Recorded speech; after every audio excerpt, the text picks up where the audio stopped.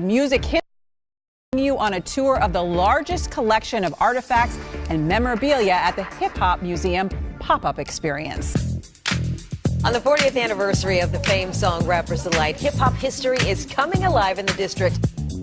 With more than 500 items from hip hop history, there's no shortage of collectibles to spark nostalgia as well as touch a new generation of music fans. I said the hip hop, the hip to the hip hop, you don't stop the rocker to the bang bang boogie. Say up jump the boogie to the rhythm of the boogie to beat. Now what you hear is not a test, I'm rapping to the beat. And me, the groove, and my friends are gonna try to move your feet. You see, I am Wonder Mike, and I like to say hello. To the black, to the white, the red. Everybody who comes in here for the first time, you know, they're just so excited and inspired because, you know, this has never been done before. The genre's creators and pioneers have been turning out to see the collection for themselves, and in some cases, to be inducted into the ranks of hip-hop royalty. I do have one of these, and I am proud of this right here. I think it's a great thing because it shows the maturity of what hip-hop is for this history. And it's not only hip-hop history, it's basically black history. We brought our daughter. She grew up in the backseat listening to this, repeating this. For me, it's a continuation of the love of hip-hop music. It absolutely is. If you really love hip-hop, I need to hear you say, hell yeah! Hip-hop to the day I die! Oh my God, this is amazing. This is really amazing, and I'm glad to be able to be a part of it. I'm transforming! Say what? You got what I need. I can't hear you, can't hear you. You say he's just a friend. Say what? You say he's just a friend. Oh, baby!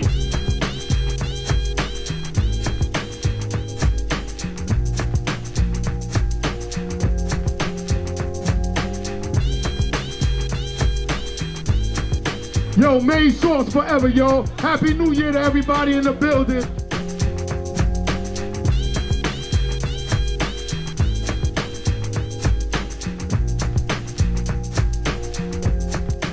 A big deal, you know.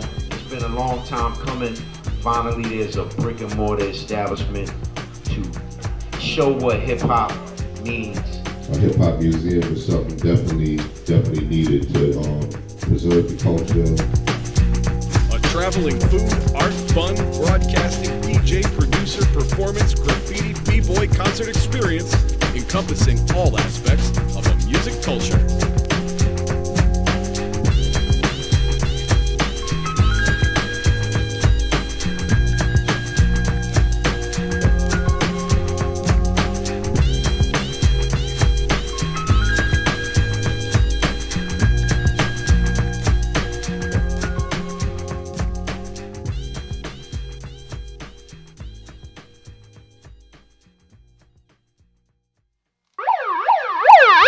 Oh my God, we're live for the 1-year anniversary of the Hip Hop Museum pop-up experience! Hey everybody, how's it going? Hey y'all, I'm Jeremy Beaver, CEO and founder of Listen Vision and the Hip Hop Museum with my DJ, the one, the only... B-Dub the Boy Wonder. And we have a very special guest who's only just a guest today on the show because she is I'm a huge fan of hers and I love her so much. She is like 70% of the reason why the museum happened. CLB Christine Bowen is in the building, our social media director. Thank you. Well, really digital content director, but hi Christine, how are you? I'm fantastic and jacked out of my mind to be here. I know. Well, thank you so much for going on this ride down memory lane with us. It's my pleasure. What's really weird is as I was putting the show together, I realized that like the majority of all of the images and imagery from the museum you created. Yeah, which is like mind-blowing. Mind-blowing. But fantastic. And a lot of it too. Yeah. In retrospect, I feel a little bad. just because we What? made you work too hard. You worked too hard. You know what? It was worth it. Okay, Well I do worth think it was worth it. And for a lot of people, when I posted the video that, the anniversary video you made, many comments of, this was the best experience of my life. This meant so much to me. I mean, all the people who were inducted, tears, it's very special to a lot of people. Yeah, it brought tears to my eyes while I was creating the video. Wow. It was just such a fantastic experience. I know we're going to break it down. So We're going to break it down. Okay, so let me explain to you what we're going to do today. Okay, what we're going to do right now is we are going to spend the better part of an hour, if not more, doing two things. And the second thing I kind of apologize for. But the first thing is we are going to run through all of the kind of behind-the-scenes pictures and videos and promos from our very first grand opening, which was here in Washington, D.C. at a place called The Blind Wino. Yes. Okay. That was a 2-month-long grand opening installation and induction ceremony and performances and concerts, right? And then second, we're going to go through our grand opening at Union District Oyster Bar, where we did a kind of a Hard Rock Cafe, hip-hop version of Hard Rock Cafe. Okay? And then very last, which I don't think anyone has ever seen these pictures or videos, I pulled the pictures and the videos from Hip Hop Week in Milwaukee, America's first government-sanctioned Hip Hop Week. Literally. Woo! Okay? Need a bell for that. Ding. B-Dub. B-Dub is the Hip Hop Museum's official DJ. B-Dub literally spent more time inside of that freezing cold museum than blowing out the circuits with. Remember, you'd blow out the circuits because it was so. It's an 18th century church that we did our grand opening in. But B-Dub, just real quickly before we launch into everything, what is, if you can just pick one favorite memory, what was kind of like a favorite memory you have from the Hip Hop Museum? Oh man, I have so many, but I guess if you want to say one, I would say actually getting a chance to share the stage with Main Source. So, Ooh. Well, you didn't just share the stage. You prompted. We did our thing. So Maine's a large professor was inducted. Joey Fatal. But here's the interesting thing. We didn't expect them to perform. Not at all. And the next thing you know, this guy's DJing. He looks up, and large professor's spitting rhymes to looking at the back door. Looking at my front door, sorry. And the look on this guy's face was like, oh, we're doing this. Oh, okay. Oh, we're doing this. That was one of my favorite moments, too, even though I didn't even witness it. I was upstairs. You always gotta be ready, man. You always gotta be ready. Okay, that was awesome. All right, well, let's get right into it. We got a lot of stuff on set. We have, the cake topper. This was a record. This is made out of marzipan by our fabricator, DJ Devious, who fabricated the world's largest boombox, but also this cake that was shaped like a turntable. And then he also fabricated the Death Row Records electric chair, okay? And these are edible printouts of many of the folks we inducted that night. And then over here, we got the Boston Globe, I think, where we were featured in a beautiful cover article there. Anyways, let's get right into this. We have so many. I don't think we're going to do this in an hour. Okay, ready, Christine? Here we go. I'm ready. The very first image, DZ. Okay, Christine, tell them what this is. This is the official flyer for the launch, which, oh my gosh, it brings back so many memories. Classic, and love that it was sold out. Sold out. Sold out. That What's was even such an cooler incredible night. is that when you launch the Facebook event, the place only holds 400 seats. Right. We gave out a good 100 tickets because, so many famous people were there, meaning we only had 300 tickets left to sell. And how many people responded to the Facebook post? Over 15,000. It was ridiculous, but it was just an indicator of how much we needed this. How we needed this. Yes. Yeah. Next one. Next image. No. Christine, what is that? This is the old school flyer for the grand opening. This was the first one that I created for the promotion, and You know what else it is? what The ticket. is it? It sure Yes, is. that is the ticket. Yes. Okay, I'm gonna do this. Hold on. That is the ticket, and inside of this grab bag of goodies. Zoom in, DZ. Ah. I have the actual ticket. Oh, That is what it looked sweet. like when you went and arrived at the Hip Hop Museum. That is the official event ticket. Okay, put on by Listen Vision. So look at that. That's the actual ticket that folks That's a got when they collector's showed item. up. Yeah. Well, and that's another collector's item is this tote bag. This is one of the collector's items that we had on hand that day. Kind of cool tote bag for everybody, and these sold out. Every single thing we had sold out. Yes. Every single thing. In fact, we even had commemorative pins. Those sold out. Thanks, Deezy. Those sold out, and then the same T-shirt. You know, and those sold out. Now, do you remember the first item that we sold in the shop? Do you remember what it was? Yeah, I do. And it's embarrassing to admit it. So I sold it. Go ahead, tell them. It was the hip hop bone, right? Was it the bone? Bone Thugs and Bone Harmony. Thugs and Harmony. Dog bone. It was the cheesiest, corniest, silliest thing Yeah, but I made a sale though. in the whole shop.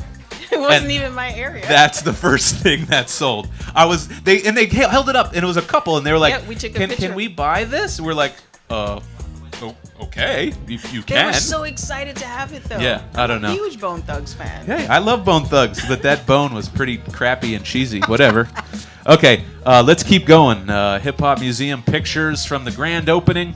What else we got there? Oh, well, here's just a kind of a montage of. So a lot of people don't realize within the collection we have other world's largest collections. So within the collection we have the world's largest collection of autographed hip hop microphones, the world's largest collection of autographed hip hop vinyl, the Death Row Records electric chair, the most amazing huge collection of gold, platinum, and diamond awards, a brick from Eminem's childhood home. All of these amazing things within the larger collection. The leather jacket from vest from Grandmaster Caz, autographed at the Kennedy Center. Mama Said, Knock You Out, LL Cool J, boxing glove. World's largest collection of hip-hop sneakers. This is all mini collections within the collection. I fantasize one day that we will do other types of installations, like just a sneaker and hip-hop Which would be so dope. show. That's where the second installation I thought was headed with the sneaker theme. Yeah. Yeah. And then the building caught fire, and Well, so there's much that. for that. Right. Yeah. Okay. We're doing a lot of things out of order today, so I apologize for this. This was not the first induction ceremony, but we're going to show these pictures of Big Daddy Kane, because Big Daddy Kane was, I think, our second induction ceremony, right? What a memorable night. Look at that beautiful picture of Big Daddy Kane. Ah. Have you ever seen him smile that big? Because I haven't. He was so excited. He was that so night. excited. He was like a little kid. He really was. He really was. And trust me, he was trying to be like, you know, kind of chill and cool. He was, but at certain points, it was impossible because lost it's just it. wild stuff. Look at these pictures of. Well, I gave him the tour. I gave him the tour of the museum, and then, also a young child was with. He just grabbed some young kid and was like, "Come on, Yes. son, let's go take a tour of the museum." Which I thought was classic. Yeah, I thought that was really classic too. In fact, let's do something kind of interesting to break things up. DZ, you're going to hate me for doing this, okay? But there is a video that's entitled HHM BDK, Big Daddy Kane. So Hip Hop Museum Big Daddy Kane induction. Do you see that one, Deez? Okay, let's play that and show you what it looked like when we inducted Big Daddy Kane at the world's first hip hop museum. Take it away, Deezy.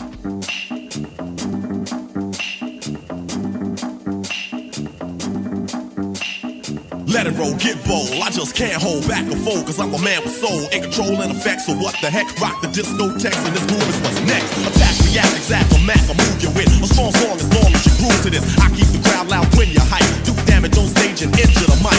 As I shoot the gift, MC stand stiff, while I rhyme stick to you like Skippy and Jim. Feel my blood fist, on my death kiss. The rap soloist, you don't want none of this. Supreme in this era, I reign with terror. When I grab the mic, believe you're gonna hear her. Fascinating rhyme as I enchant them. So let's all sing the Big Daddy anthem. Go with the flow, my rhymes roll like an afro. I entertain the gain and Kane, I never have no problem. I can sneeze, sniffle, a cough. Even if I stutter, I'm still come on. Cause rappers can't understand the mics I rip. They sure enough ain't equipped, that's why they got flipped. But my apparatus is up to status. Don't ask who's the baddest. Of course, status, the make or break, I take on. My rhymes ache the head, put it to bed. So watch what's said. Play the bass for the pipe and rearrange your tone. I take a loss and be forced in the danger zone. Cause I kill and kill and kill. Teach them skill that's skill in the field. You just stand still and kill as I feel. Science I drill and drill where I feel. Your head up. Don't even get up. The teacher is teaching. Yeah, I appreciate all this, man, for real. And I definitely appreciate y'all coming out to show love, man, for real. All love all the time. Show love, man. Yeah. But I think that this is beautiful, and a hip hop museum is something definitely needed to preserve the culture and the next generation and the generation after that, so on and so on, get an opportunity to see, you know, where it began, how it progressed, and everything, you know. So this is beautiful, you know, and I hope that this stays strong and everybody keeps supporting what these cats is doing here with this museum, you know, because this is beautiful for real. And being a part of it, I'm honored, and I thank you so much. And hey, that's it. Y'all enjoy the rest of your day. Peace out. Big round of applause for the one, the only, Big Daddy Kane. Oh my God, Big Daddy Kane. So that was a bucket list for me. I'm just letting you know right now. I never ever thought that I would be walking Big Daddy Kane around our museum and then inducting him.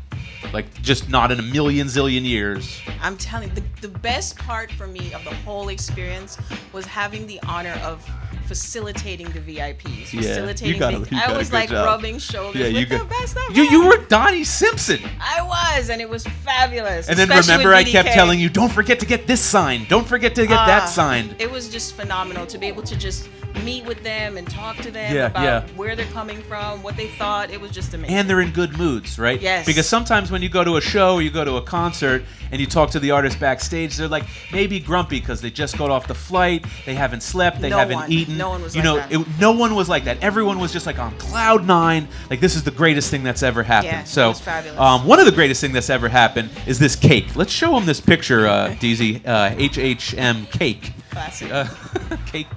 Cake. Look at this. Well, that's okay. Can you do it live? Flip it or no? You can? Okay, cool. So this is DJ WLVS, one of my best friends in the universe. He is wearing... Okay, that's interesting. Let's go up to his face. He is wearing a hat from TrueHeadsClothing.com. That is our sponsor. And B-Dub, can you tell him a little bit about where to find a hat like that? Yeah, so each and every Friday, man, if you like the good old snapbacks, the buckets, the fitteds that we always wear, man, make sure you check us out. True Heads Clothing. That's Trueheads with a Z, TrueHeadsClothing.com. Trueheads Clothing, and he's wearing that hat because Neil Taylor flew all the way in from Minnesota to be a part of the grand opening, and DJ WLVS flew all the way in from Denver and created this cake that was turned into a turntable. Let's show him what the turntable cake looks like, DZ. It's the very next picture. There you go. That's an edible cake. I almost cursed because I'm so excited, but that is food. That is not a turntable. This is the most creative man I know. Yes. And he also fabricated the Death Row Records chair, which was right next to him. And I can't get over this. Even I look at it now, and I'm still in amazement. Yeah, I stood there watching him while he was creating it, and I was like, this is crazy. Yeah, and whoever preserved that cake and took it apart did a great job. Yes, he did. Do we have that lost video? No, I'm not playing that. I found the video, and I said, no, I'm not playing a video. Come on, boo. I was like Julia Childs pulling that cake apart to preserve, all the pieces. So this is the record that you saw. Yeah. This is the only thing that we could preserve. Everything else, got eaten by the mice or whatever. I don't know how that works. But yeah, I mean, it's so cool. It's so cool. All right. I got lost in the smoke. Okay. Oh, look at this. So you were live streaming for this induction, and I'm pretty sure this was the most memorable induction for everyone. Is DJ Cool? Yes, hands down. There was not a dry eye in the building. Yeah. And when he thanked his mom, who was no longer with us, he broke down. Everyone broke down. His manager was there. He was, getting emotional with his manager. That, to me, I will never forget for the rest of my life. Me too. And a little later in the show, we're going to show them He made a huge donation, so we're going to show them the shadow box that we made for DJ Cool, which was featured at Union District, the second pop-up. Okay. Now, this museum was not possible, could not have been possible with another very creative guy who single-handedly inspired me to do all of this. That's right. One guy inspired me to do all of this. His name is Andy Katz, the notorious K-A-T-Z. Show this picture. Okay, round of applause to Andy Katz, the incredible illustrator and our creative director at the Hip Hop Museum. Can we show that next picture? Yeah, look at that picture. Oh, yeah. That is his artwork right there. Just blow your smoke that way. Yeah, thanks. So that is Melly Mel standing next to these incredible wooden and gold leaf images of the Wu-Tang Clan. That one, he and I got signed by the entire Wu-Tang Clan. I was with him. He was with me.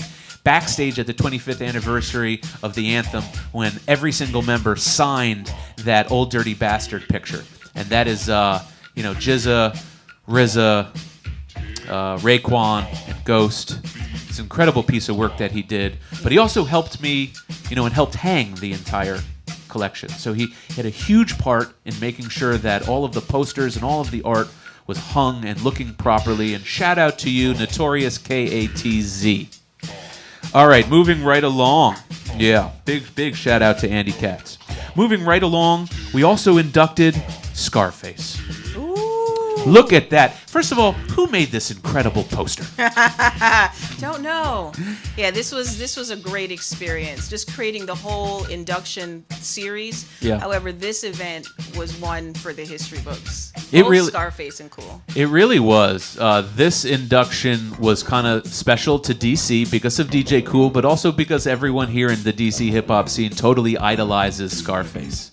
And really kind of looks up to Scarface.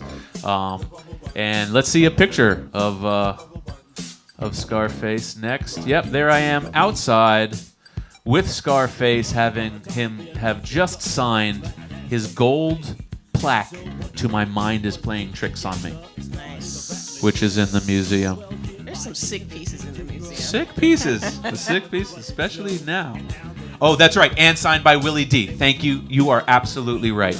Willie D, and my only regret is that we found out that Bushwick Bill, there's me giving some Bel Air champagne and Cavassier to the one and only Scarface. My only regret is that we weren't able to induct Bushwick Bill while he was still with us.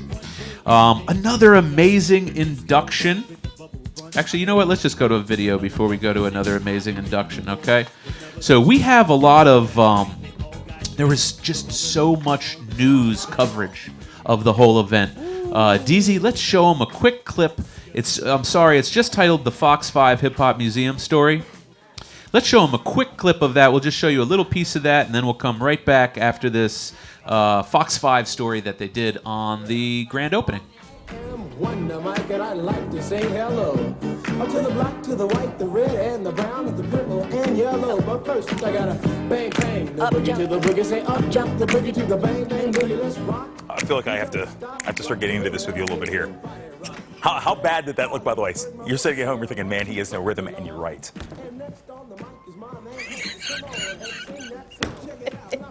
It's all right. On the 40th anniversary of the famed song Rapper's Delight, hip-hop history is coming alive in the district. The Hip Hop Museum is kicking off its first pop-up experience at Culture House in Southwest D.C. Organizers say it's all about celebrating the 40th anniversary of Rapper's Delight. Fox 5 photojournalist Craig Little went inside for a look at history. This is the Hip Hop Museum pop-up experience, the world's largest collection of hip-hop memorabilia and artifacts. It started because I found this little Biggie Smalls doll that's right across the way. To see the glimmer in Melly Mel's eyes. It definitely got a nice collection of artwork and hip-hop memorabilia. But I float like the butterflies, sting like a bee, and there is no other that rocks like me. This is my personal dream come true. I speak from the heart. I speak from the soul. Oh my God, this is amazing. So that's just one of many news coverage pieces. In fact, we're going to show you another piece later on from French TV and from Chinese TV. Yes. That's right, because we have French and Chinese coverage. This is yes. really amazing. Found that one on Twitter, I think. Amazing, amazing stuff. Okay, well, the not the last induction we did, but another induction we did, which was kind of special because it was hip hop, but hip hop, a different element of hip hop was Shabba-Doo. My buddy. Yep, that's your buddy. And let me tell you something. We were so appreciative to have him fly all the way out from California. Yes. But there's one person who put that idea out there. She said it, and then I was like, oh, okay, well, I guess we got to do that then. Yeah, made it happen, baby. Yep, so that was all Christine's doing. She decided that we had to induct him. Do we have another picture of Shabba-Doo there holding up his award? Yeah, look at that. Nice. That's a great picture. Well, he's such a staple in hip-hop dance. Yeah. You know? No, I mean, to a crazy degree. Yeah. He's definitely a pioneer, so I'm a huge fan of dance, huge fan of hip-hop dance, so it was just such an honor to have him here. Yeah, and for me, I'm a huge fan of the movie Breakin'. Well, yes, I thought I was Kelly, but Oh, okay. I still think so. I thought I was Boogaloo Shrimp. Okay. Clearly missing a couple things here. So that was really special, but it was also special because we had so many kids and parents come out for that one. That was one of my favorite events. That was one of my favorite events too, and seeing everyone breakdance and learn how to breakdance. And my son got into breakdancing. Yes. And now credits Shabba-Doo for teaching him breakdancing. That's fantastic. Which is kind of crazy. Wow. He's like, oh, where'd you get your moves? Shabba-Doo taught me. People just look at my little 8-year-old like, I'm sorry, what? Right. Who? It's kind of random. It's such an experience for the kids. It really was a very, very special experience for the kids. And what I want to show next, actually, is the very, very first day, the very grand opening, before the doors have even opened. Christine did a Facebook Live walkthrough. Oh, no. Okay, so we're going to go back in time, watching Christine literally walk through the museum. Okay, DZ, this is all out of order. It says HHMCLB Live walkthrough. Let's show our digital content director in the very first few moments as the doors have not even opened yet, but about to open. Hey everyone, this is CLB coming to you live on behalf of the Hip Hop Museum DC. We are excited. We're actually getting ready to get the festivities going. We're still on the little setup tip, but some of the acts are coming in. So I wanted to give you all a sneak peek until you get here. Grandmaster Kaz in the house. Yo, Jake. That's Jake. Yeah, that's Jake over there. Yo, Jake. Right. Okay. Yeah. There's so many things I would like to say to you. If you got some time, maybe I can contact you. This is our museum. For those of you that are going to be joining us, you're in for a treat. The energy is high, and we are really excited to get this going. Check this out. Beautiful artistry here. Commemorative cape by none other than DJ DVS. The butcher, the baker, the candlestick maker. That's right, honey. That's what we do as creatives.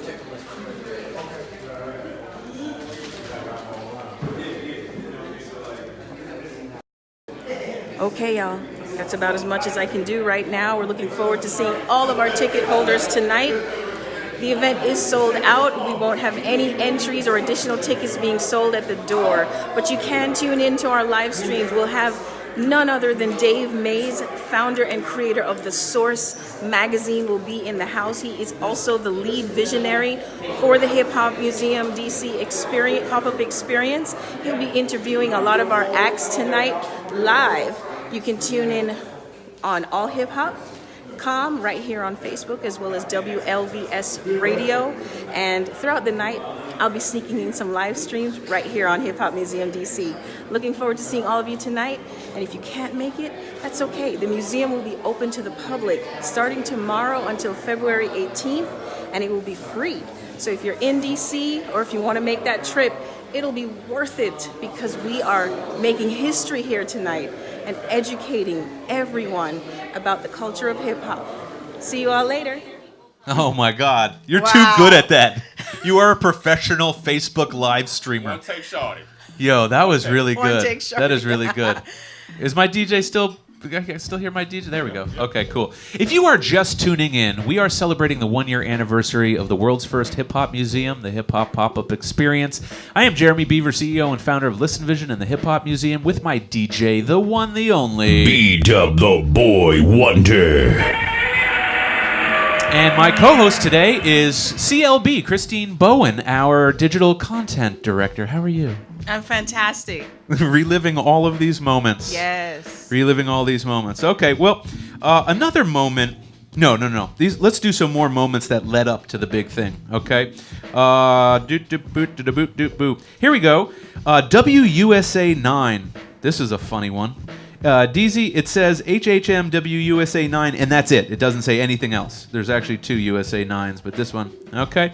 Let's show them another news clip from, we had a great publicist who was getting everybody hyped up, and everybody was ready for the event. And this is just some of the news coverage that we got for the grand opening. Check it out.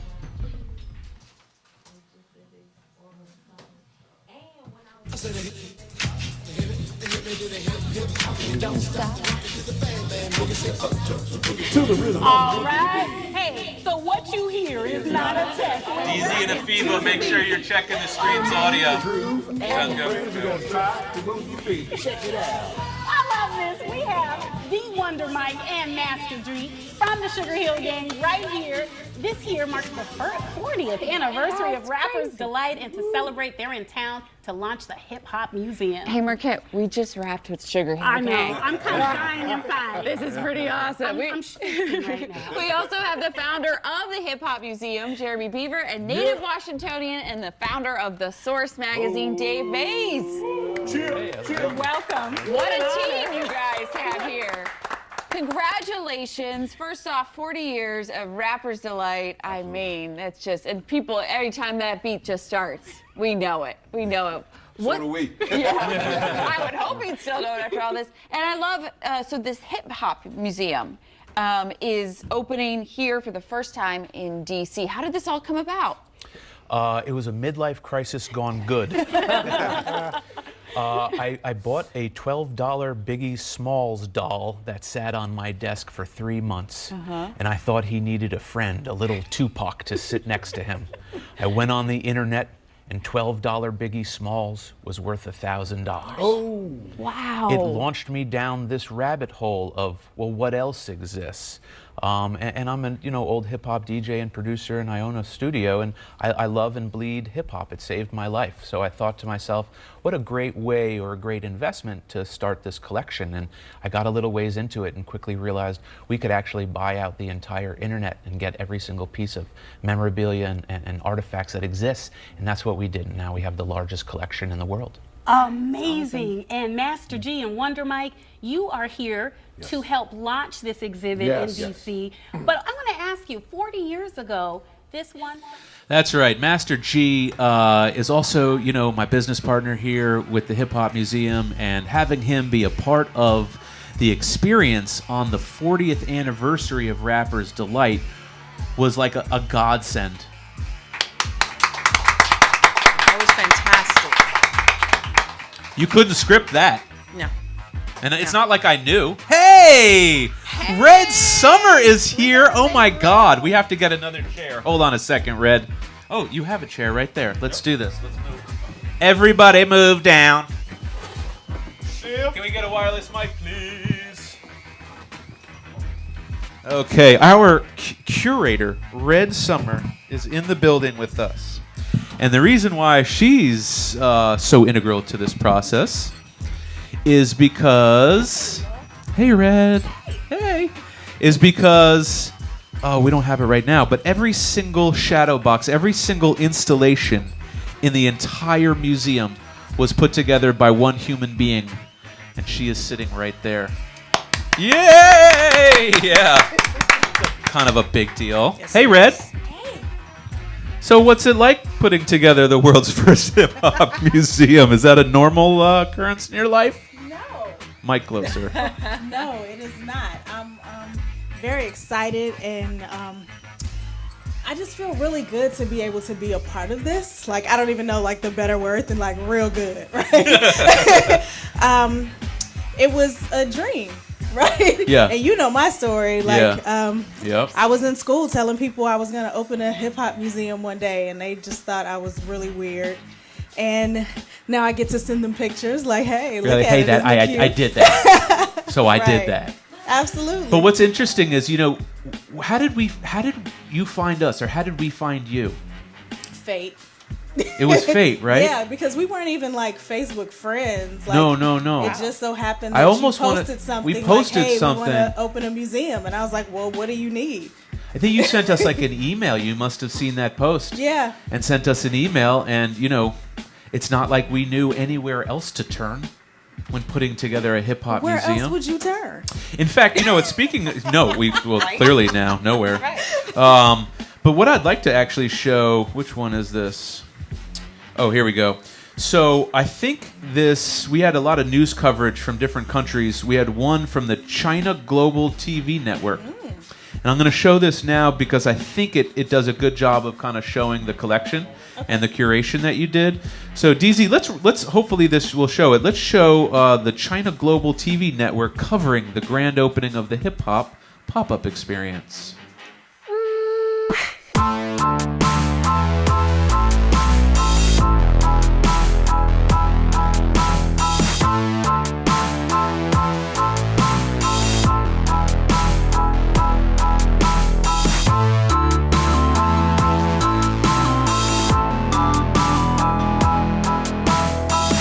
Can't imagine losing a single piece. It's not me losing anything, it's America losing something. To us, hip-hop is a unique, original American art form. We Sugar Hill Gang, we love you so much. Thank you for the music. Let's do it! Put your hands up! We want a museum that can go to every single city, that can go to schools, that can go to different countries around the world. I mean, there's no reason why everyone should have to come to this one place to experience the history of hip-hop.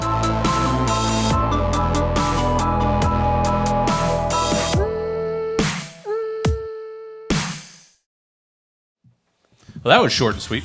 Yeah. But it did showcase the shadow boxes. Absolutely. And so if anyone's watching right now, every single shadow box you saw was literally put together by Red Summer.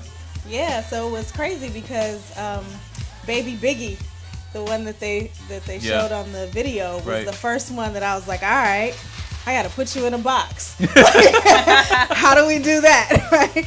And so every day that we showed up, it was like, all right, now we have, 2 hats and a shoe, and now we have 2 hats and a shoe. No, that was literally how it was. Yeah. So sometimes, we would take an artist and we would give Red everything we had on that one artist.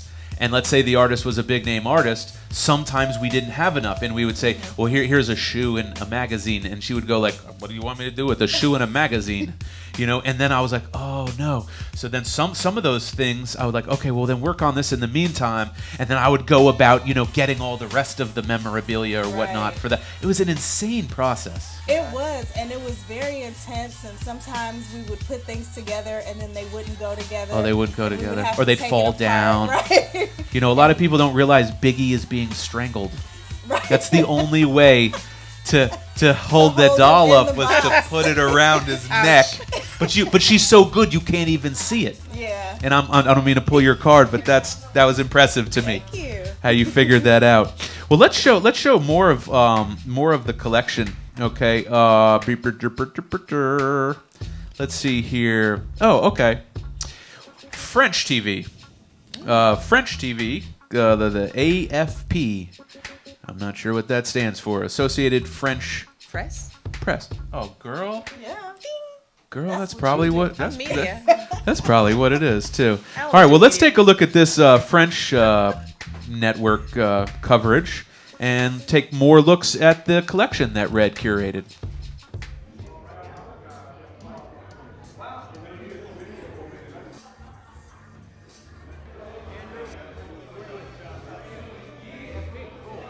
Everybody was either a DJ or b-boy, and I was a b-boy. But we started rapping because, you know, the rap part, that was what everybody wasn't doing.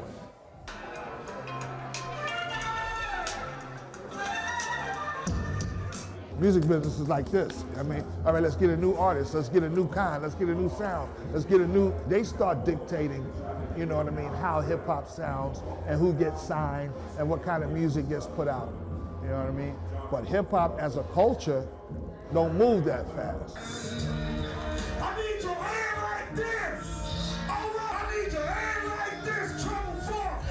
I need your hand like this. It was forced upon society and as a whole to let it happen. They couldn't stop it. You can't stop what can't be stopped. You can't kill what can't be killed. And that's hip hop.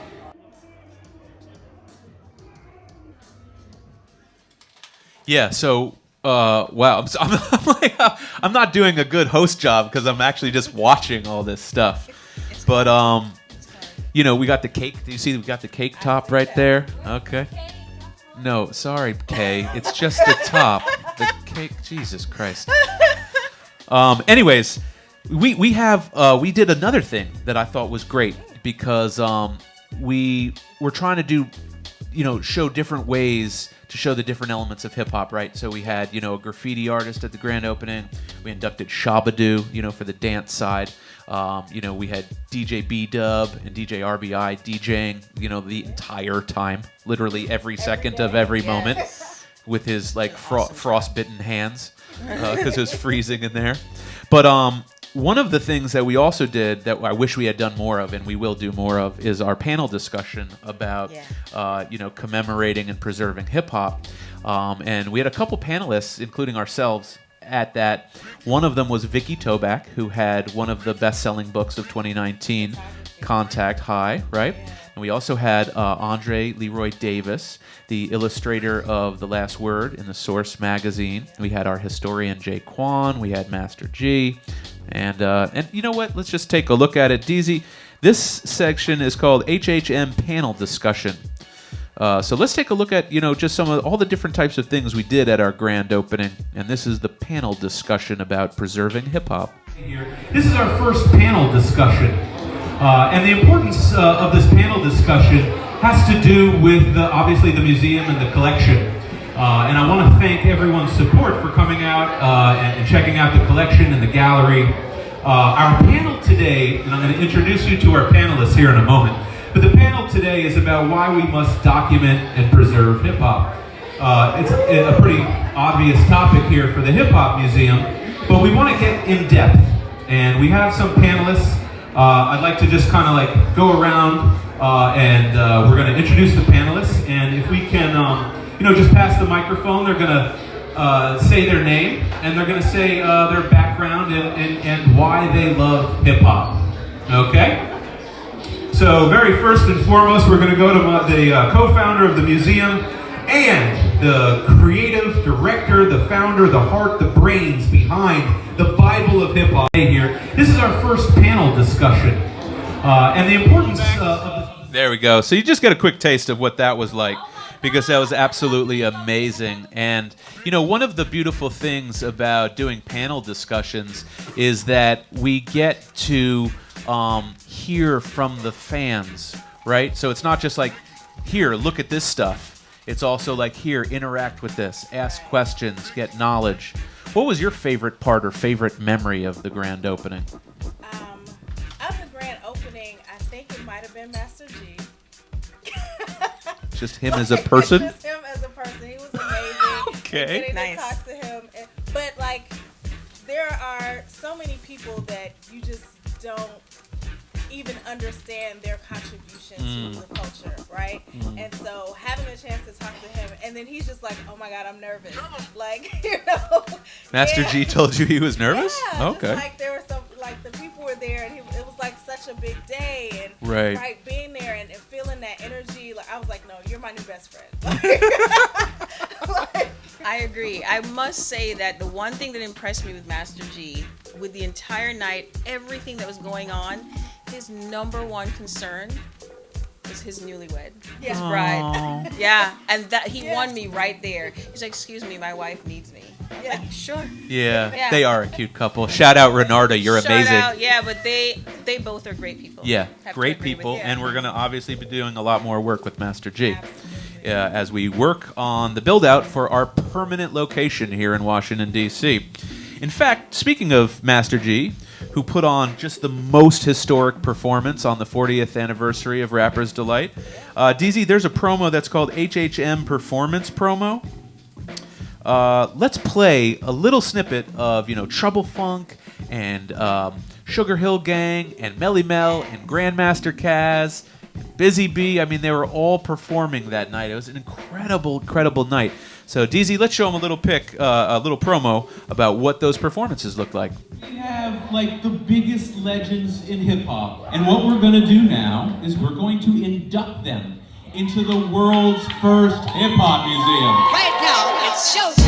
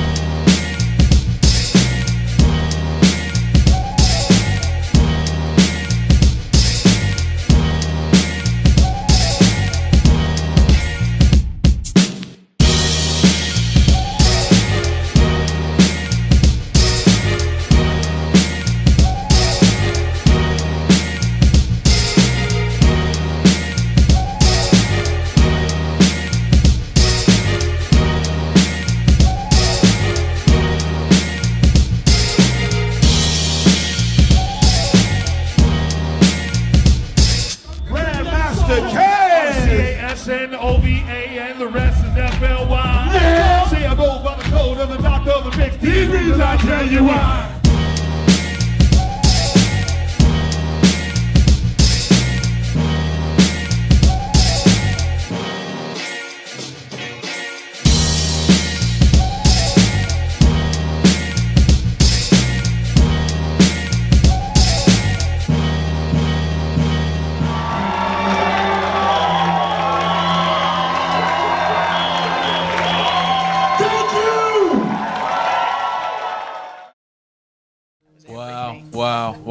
Wow. I'm still in shock that we did that. And, remember, Grandmaster Caz's lines were stolen from him by Big Hank, okay? And, our DJ, guys like our DJ, B-Dub, are aware of stuff like that, but the average person isn't aware of that. Give me 1 second, I'll bring you on. We got the one and only in the building. In just a moment, we're going to bring him on camera, is our music director, DJ RBI. And DJ RBI will be the first one to tell you that he has never before that seen Grandmaster Caz spit the rhymes that he wrote for Rapper's Delight. Am I right? Nah. No, I mean like with the group. Nah. Really? But not in front of me. Okay. We'll take that. It was a very special. That was anticlimactic. It's a very special moment on the 40th anniversary of Rapper's Delight that the person who wrote the verse rapped the verse, and to us it was very special. Okay. In fact, you know what, DZ? Can we grab a wireless mic actually for RBI? Let's grab a wireless mic for him. And believe it or not, if we want to we're going to make him give him that chair right there. And if you could put another camera on him. Sure. Yeah, exactly. We're going to do picture-in-picture. No, sit right there, RBI. Right here. We're going to do picture-in-picture with you. Sweet. Okay. Hey, how you doing? We're going to get a shot with you. We need some more summer right now. It's cold as hell. Oh, okay. That's a good. That was a good segue, dude. Hey, man, it's hip-hop. Called wordplay, puns. Okay, so one of the coolest induction moments to me we're going to play in a second. But before we play it, I want to ask our music director DJ RBI, What was it like for you spinning beside and for just all of these legends and making their intros? It's always a pleasure to be able to contribute. I mean, I've had many moments where I've rocked with these guys, with some of these guys before, but to be able to tribute them, especially ahead of time, it's a curation aspect to it that I enjoy because I get to relive a lot of things and also show my appreciation. Like, yo, man, you've impacted beyond your block. You've impacted beyond that moment where everybody might have thought you was quote unquote hot. It's 20, 30 years of impact. You know what I mean? And it becomes a part of my DNA. Yeah. So that's like a way for me to immediately give back and show appreciation. So that's beautiful for me. But also, you know, like you have such a vast music knowledge. I feel like one of the things that impressed me most is that, and you didn't even say you were doing this, you just did it, is that when you came to the grand opening and all the induction ceremonies, you prepared these like amazingly specific drops and openings for the acts. Tell us a little bit about your like thought process behind like what song you would play when they came out. Well, first of all, I wanted to make sure I represented the museum well, and the opportunity that you gave me to hold that court down. So that was first of all my respect for you. Thank you. You know what I mean? Because we come a long way doing what we do. But as far as getting into it, I was just trying to figure out like what's the flyest thing I can do, and they'll be able to hear it too and recognize, oh, he did that. You know what I mean? So like it'll be something that the honorees would respond to, but also be entertaining to the audience. So I was trying to. Well, you freaked everyone out when we did a local, like all the biggest DJs from our local area here. Yeah. You freaked everyone out. He would literally play the DJ's own drop. Word. You know, like DJ Booka. I mean, it was just like, and everyone was like, "What the? Like, where is? How does?" Like, it was like almost a shocking moment, and even the inductees, I could just look in their faces. They were like, "Oh, that's what's up, man. Thank you." I really respect those guys too. You know, like I can call them peers now. Yeah. But when I was coming up, you know, like we have the Red Alerts. You know, I grew up listening to Red Alert and Magic and Marley and all those guys, but coming back to DC, at a certain point, we had DJs of comparable skill and talent. Yeah. And they became influential upon me too. And I could look at them like that. They weren't far-fetched. I didn't have to watch MTV to see them. Right. You know, so that was a pleasure for me to be able to do that, you know. And like, honestly, man, the book part was fun to do. It was it's probably the easiest one. Easiest one for me to do. Was that Mos Def who said that? Yeah. So I took the acapella, this for splicing, you know. But I took Iron's drop from his. He did a drop for KRS-One on the KRS-One self-titled album. Really? There were skits in between all of the songs, and he would get different people to shout him out. So he had Iron on there. So I just grabbed Iron from there.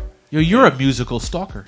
That's insane. Here I am thinking you're so close friends with them, you asked them for these things, but no, you snuck. You surprised them all. Yeah, I definitely wanted to surprise. That was a musical gift to all of them, and to us, we got a musical gift by the way of Biz Marquis' induction. Oh yeah, and the story that he told. And rather than describe it, let's just go right to it. DZ says HHM Biz Marquis speech.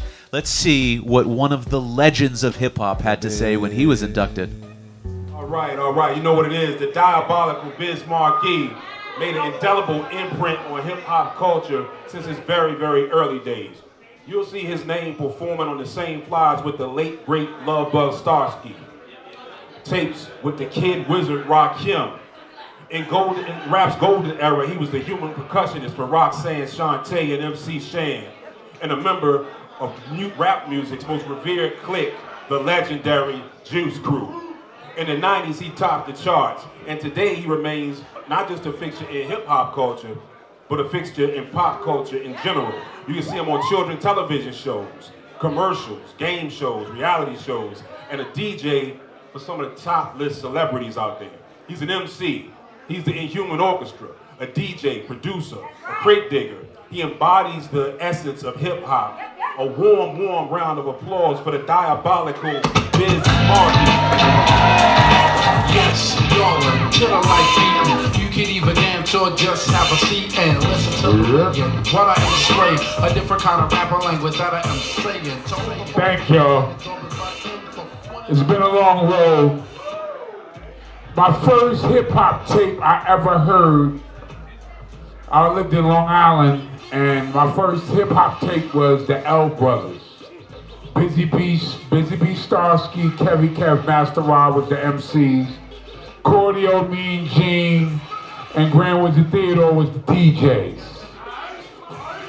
I went over my man Derek Mangaroo's house, and I used to just hang with him just to hear the tape.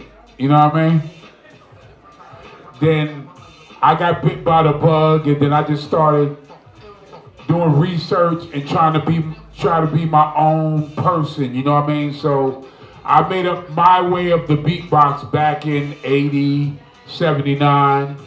Like, I knew EPMD was gonna be there. I knew Big Daddy Kane, but I had to do the hard work and go through the bumps and bruises when I got down with the Juice Crew.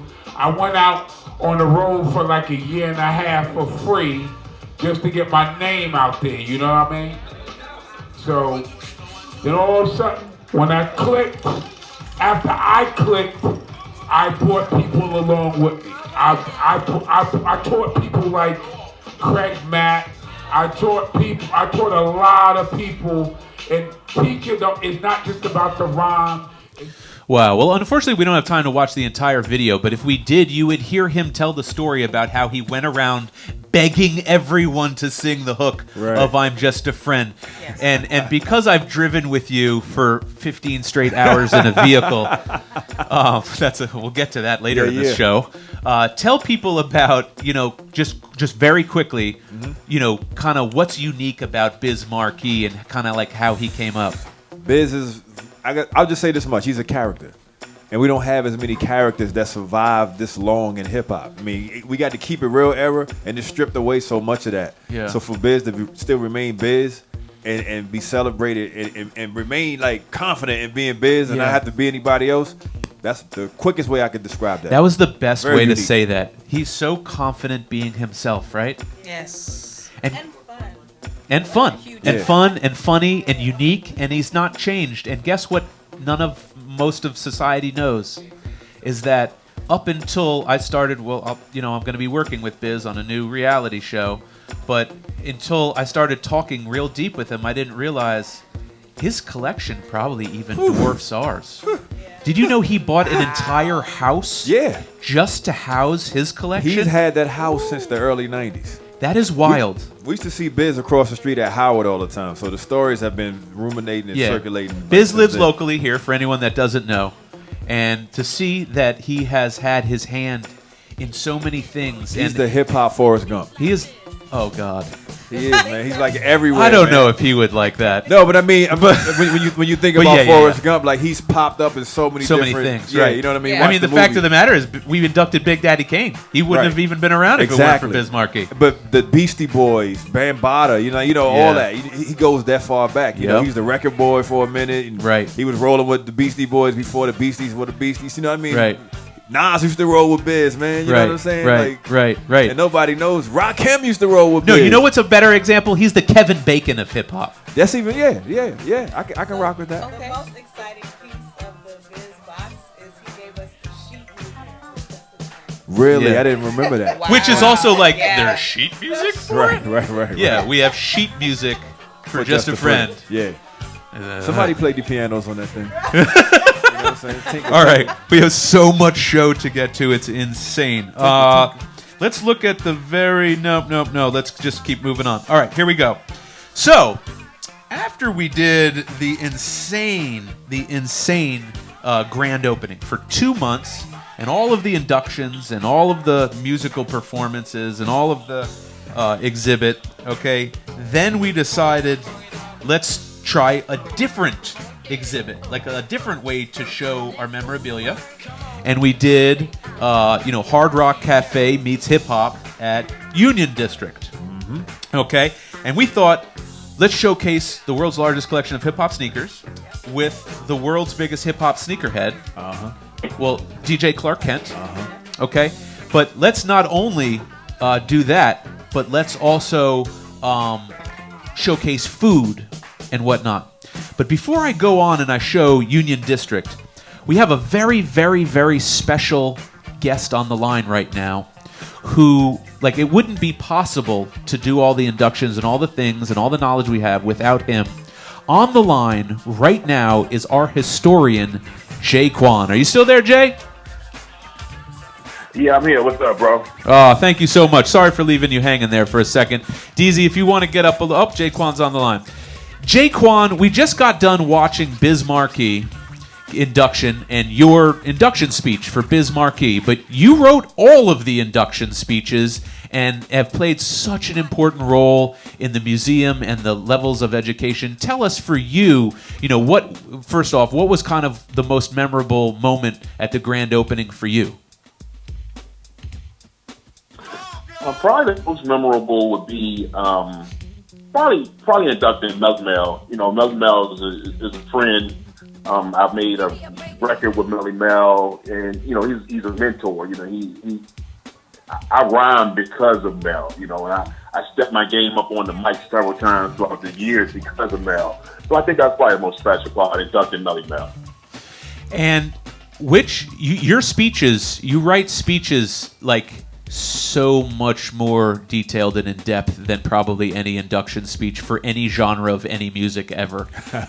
You'll be like, and then there was that time, where he sold his underwear just to buy, XYZ, and everyone will be like, how did you even know that? Which speech was hardest to write for you in terms of putting together the right words? Who do you think was the most challenging speech to write? The most challenging were probably a couple of the Milwaukee speeches, maybe like Devin or maybe something like that. And not because I'm not familiar with their output, but it's a little more out of my element than some of the more East Coast stuff. The Milwaukee thing was more of a melting pot as far as where people were from.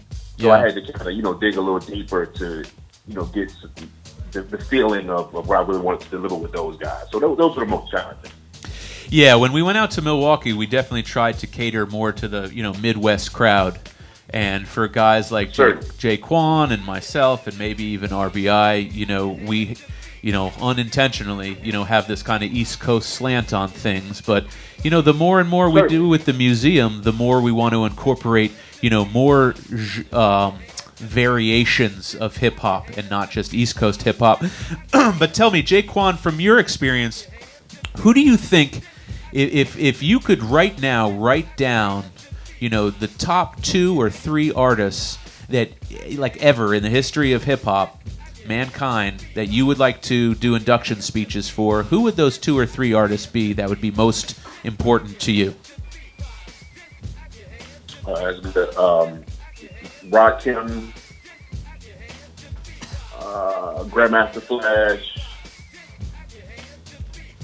and let's see, probably LL. Those are three cats who again personally affected me, as a MC and as a fan of music.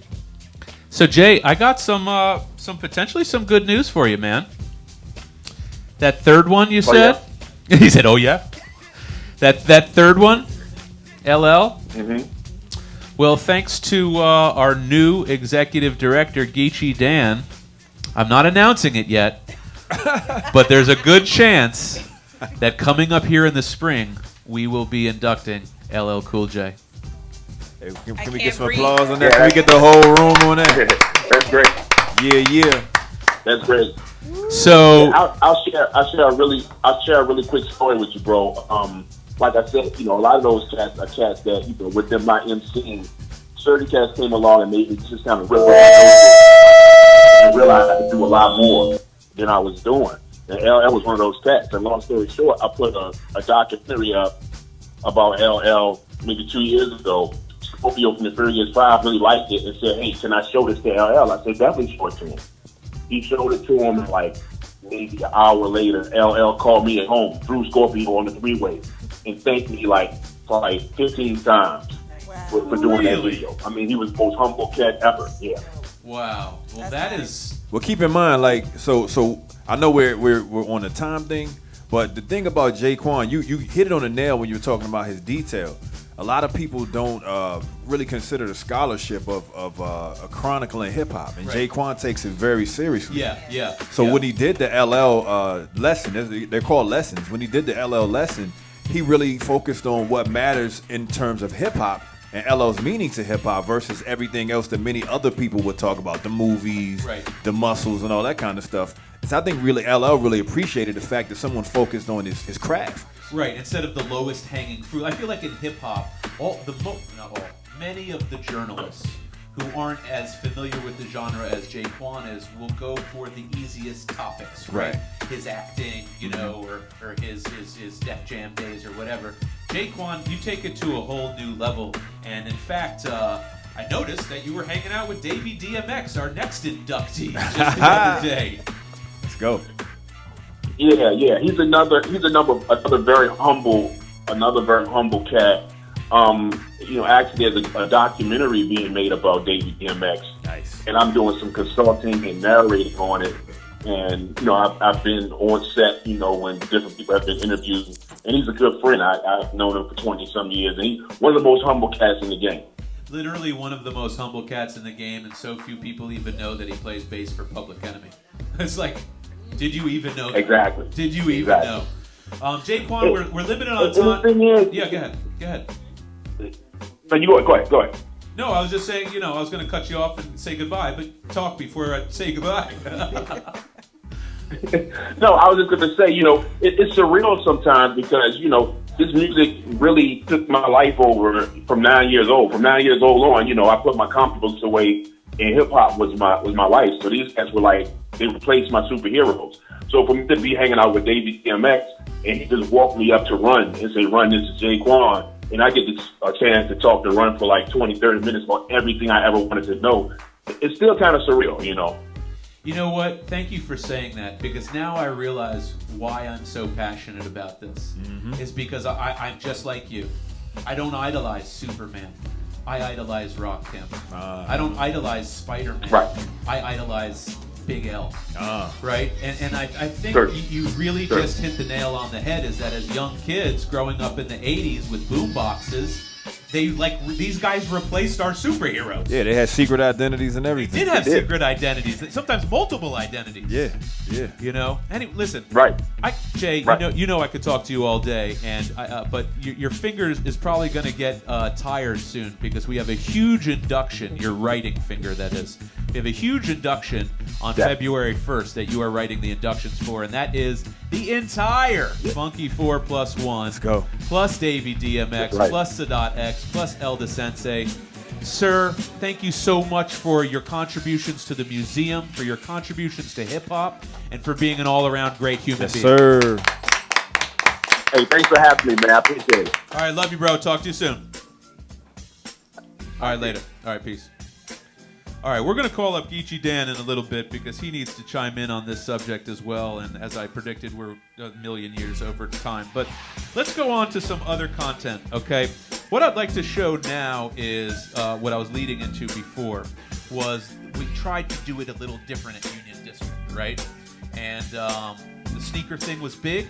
We got DJ Clark Kent, which I didn't even think we could actually get him. It's not like he just goes out to every little thing. Like Perseverance and persistence. Actually pretty aloof guy, okay? So we have a video that's called UD Grand Opening with Clark Kent, DZ. Let's play this, and then we'll get into some of the pictures after that. But this is the grand opening at Union District. It's like the Hard Rock Cafe, but instead of hard rock, it's hip-hop. Check it out.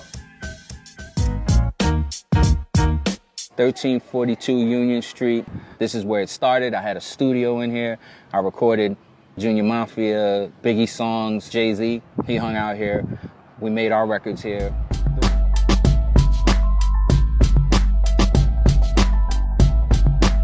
This is the 112 Air Force One. It's the first shoe I ever got to design. This is the first idea I ever had about shoes. This is what I always wanted to see happen to a shoe, and when I got the ability, this idea was put into fruition in approximately 3 minutes. because I had the idea for like 8 years before I met anybody that I could get to tell the idea to at Nike. So this was like my first album.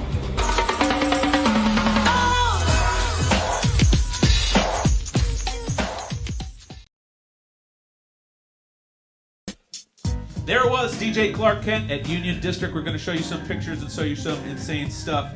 But if you're just tuning in, I'm Jeremy Beaver, CEO and founder of Listen Vision and the Hip Hop Museum, with my DJ, the one, the only B-Dub, the Boy Wonder. B-Dub, I haven't talked to you enough. What type of hat are you wearing? Another but True Heads clothing. Exactly. Each and every Friday, man, True Heads. You know how we do. Bro, you are the most... you have the most perseverance of any DJ I've ever met. This guy was DJing all day, every day at the grand opening, just to no end, for hours in negative 20 degree weather, which was indoors. The negative 20 was indoors. No lie. No lie. All right, let's get this going. All right, here we go. Union District. Let's go to the very first picture. This is the Union District bar. This is what it looked like. It's a bar. It's a restaurant, you know. So my ass had to climb up over the bar and hang all these signed pieces of vinyl. I had to find every inch of space that they had there, but this has actually looked kind of cool. Go to the next picture there. This is the brand new box. So there you go. There's the Biz Markie box. So after we inducted him, we were able to get him, you know, all of this memorabilia and whatnot. And this was the actual, you know, shadow box that was first displayed there at Union District with the sheet music from Biz Markie's Just Friend. I see it now. I see. I didn't notice that. I don't know why I didn't notice that and before. The doll. Yeah. I think the doll distracted me. Yeah. Because it's so lifelike. It was great. Easy. If we could turn the mics down just a little, I think I hear a little feedback. Okay, might be DZ or Red. Red. You know, it's probably me. I hold it like an MC. Oh no, you're good. You're good. We're all good. You do. Okay. Now let's see. Next picture here. We got Clark Kent. Here's a picture of Clark Kent signing the Clark Kent edition Nikes. Great photo. Which, yeah, that is great. And those sneakers were customized by Des Customs, who was also on hand. He's the next picture here. Actually, if we want to show that, Des Customs was actually customizing sneakers. There he is. Shout out to Des. He was there customizing sneakers live with an amazing picture from German photographer Mara Troger right behind him of DJ Premier. And her photography was featured at that exhibit. Then we have the DJ Cool exhibit was then ready by this time at Union District. So this is the DJ Cool exhibit. It's a bit sideways, but that's his actual turntable. That's the actual gold RIAA plaque for Let Me Clear My Throat, right? That's his hat. That's the jersey he wore in the video, Let Me Clear My Throat. Oh, my producer's amazing. Let's go, DZ. Look at that. You know, that's his CD, and that's his hat from the video as well. So that is our heaviest shadow box. What did you do to that poor turntable, Red? So I had to slice it in half, actually. Yeah, which was it was a heartbreaker for me because I know that it's his original one, but we couldn't close the case with the entire turntable in there. She disassembled the entire turntable. He kept it authentic. Like if RBI was there, he literally would have been crying and had to leave the room. Well, I kept all the mechanics in there in place so we could just put the bag back on it. But how nice of you. Great job, Ray. The jobs of a curator. Hey, check this out. They had a giant gold horse at Union District, and of course we had to put a gold chain on him and a hat. And we cut up my LeBrons. We cut up my sneakers to put on. The horse was dripping. He was dripping. Yo, so there you go. We had an intern cut my sneakers and put them on the horse, and that was sitting outside. And then, all right. And then me and wifey. So me and wifey, shout out to my wife. None of this would all be possible without the world's most understanding wife. Shout out. Who thinks spending over 6 figures on a hip-hop collection is somehow normal. So there She's she the is, vision, looking man. amazing. She sees the vision, man. She is. Listen. Absolutely. Any other man's wife would have gone, you spent how much on what? You did what with what? We want to thank you. We're divorced. She understands what type of guy she's dealing with, man. Yeah, you know a what I'm saying? nutcase. Total nutcase. All right, and then here's something really cool. Red, behind that newspaper is our menu. Can you take it out? Yeah. So check, if you want to show DZ our menu, a picture of our menu real quick. There it is. So we had vinyl records. Our menu of food was actually on a vinyl record. So fly. And then this was the actual flyer. So the actual flyer was an actual menu of the amazing food that we had, like Wu-Tang Clan crab fried rice and salt and pepper mac and cheese. Which was delicious, by the way. Which was delicious. Yeah, the food was great. Which was delicious. And in fact, we have some of the food things coming up here in a second. We sold out of the brand Nubian Brussels sprouts. Wow. Yeah. Like immediately. Okay, so let's go to, that's the menu. All right, mural. Let's go to the mural. We had an incredible artist do this incredible mural outside of an illustration that Kevin C. Lewis illustrated for us. Kevin C. Lewis also painted the Biz Markie portrait. And there's the entire mural, which is by Rodrigo Pradel. Shout out Rodrigo, who did this incredible mural for us, illustrated by Kevin C. Lewis. I think there's one more mural picture with one of us up here. Is there one more mural picture, DZ? Nope, that's it. Okay, next picture. The opening flyer. Look at this. Who designed this? Yeah. Christine designs everything. What did you think of this one, Christine? Well, this experience, the second pop-up, this whole experience has taken my craft to a higher level. That's all I can say. My creativity was pushed beyond what I thought I was capable of. So. Yeah, we pushed you hard, man. Yeah. And we had tight deadlines, and everything had to be quickly done and promoted. Oh, there were tears. I believe it. Yeah, but it was all worth it. I believe it. And here's a great picture of Red and the chef who cooked all of the food. Look at that great picture. Yeah. And there's the Tupac Thai chili jerk wings. Yeah. You're making everybody hungry right now. Oh, I know. I'm so hungry right now. Yeah, Look at that, though. super That looks fly. really good. And that crab cake was another thing that we offered. I forget the name of that thing. Right, we're on here. Go for it. We'll show it all later. We actually have the menu in a second. Check out this sneaker display. So the whole thing was all about sneakers. So check out this amazing sneaker display from DTLR. DTLR was one of our sponsors. And if you scroll up a little bit, this is every single sneaker that's been designed by June Sanders, one of the executive designers at DTLR. So that's an entire case of his sneaker designs, of which the Big G Ewings with the 88 there is my favorite. I'm also rocking, where is it? The titty. 88. Look, I got the 88 slam dunk contest. Thanks. There you go. That's better. Oh, God. There you go. There we go. Slam dunk 88. 88, most people consider, RBI, do we consider to be the greatest year in hip-hop of all time? I can't deny it. Can't deny it. It's the greatest year in hip-hop. It is what it is. And who won the dunk contest that year? I don't remember. Really? From my jacket. You don't remember? Hey, man, I can't even see that well over Bro, there. Michael Jordan. Little known basketball player named I'm Michael Jordan. messing with you, dog. Oh, okay. I was like, really? This guy knows everything. All right, and then we also had a new type of shoe display, and a new shoe that we displayed.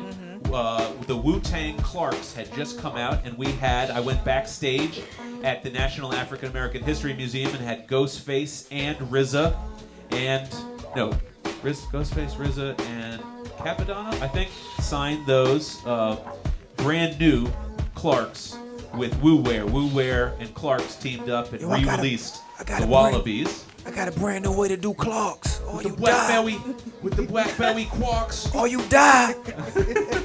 So that was a new exhibit or installation. Okay. Now here we go. Here's the food. Okay. These are the brand Nubian Brussels sprouts. Show these, DZ. These sold out immediately. And this was the favorite thing because guess what? Hip-hop heads are now healthy.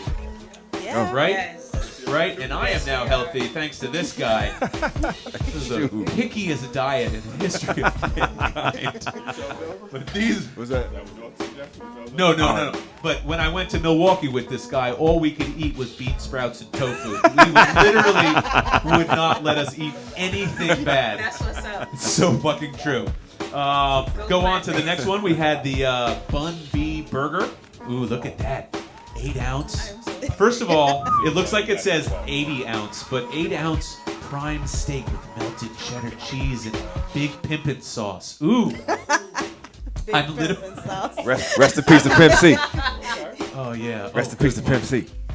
It's good. Yeah, rest in peace. I'm so hungry right now. Oh, and the last one was the. Go ahead, put it up. Grandmaster Flash Fried Oysters. I miss Which those. were amazing. First of all, I've never had a Amazing. fried oyster. I ate them. I will now eat them for the rest of my life. They are amazing. Yeah, really good. And have you, no, he doesn't eat that type of thing. Had y'all ever, I'm not even asking, you're out of the discussion. Have you ever had a flash fried oyster before? No, but I had them You there, had them that night? and Were I they kept amazing? going back for them. Have you ever had them before? I've never had it fried. No. Okay. So this is like definitely a northeastern thing that we don't even know what's up with that. Yeah, But, I know about that. My folks in Connecticut used to get busy with that. Is that right? Yeah. Okay. That's not what I think of when I think of Connecticut, but okay. Hey man, they right on the port. Hey, good You know what I'm point. saying? Bridgeport. Yeah. Bridgeport, Connecticut. Yep. Okay. And here's the recap video. So let's go to this video, and when we come back, we are going to do all about Milwaukee and a 13-hour truck van trip with leaking cab and Nazi dietitian. So check out this recap video of Union District. This is kind of like what it was all about. Check it out. Can you dig it? Can you dig it? Can you dig it? Remember rapping Duke? The hard, you never thought that hip hop would make it this far. Here's the story that must be told. I guess I'm just going to break it down. Watts of funkin' hip hop power. It was all a dream. You said to drop it and die, baby. Let's start it like this, son. I'd like to return to the classics. Who's got this thing together? DJ Boom. That's who. It's the joy. What you hear is not a test. Hands, everybody. Clap your hands to what he's doing.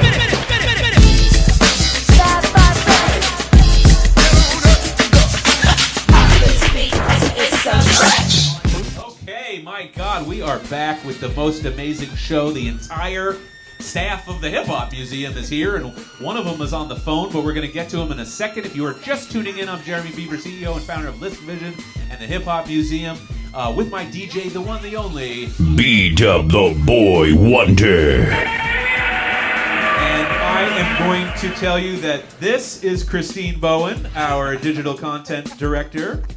This is Red Summer, our curator. That is DJ B-Dub, our DJ. And that is our music director, DJ RBI. Yeah, big round of applause for the entire staff.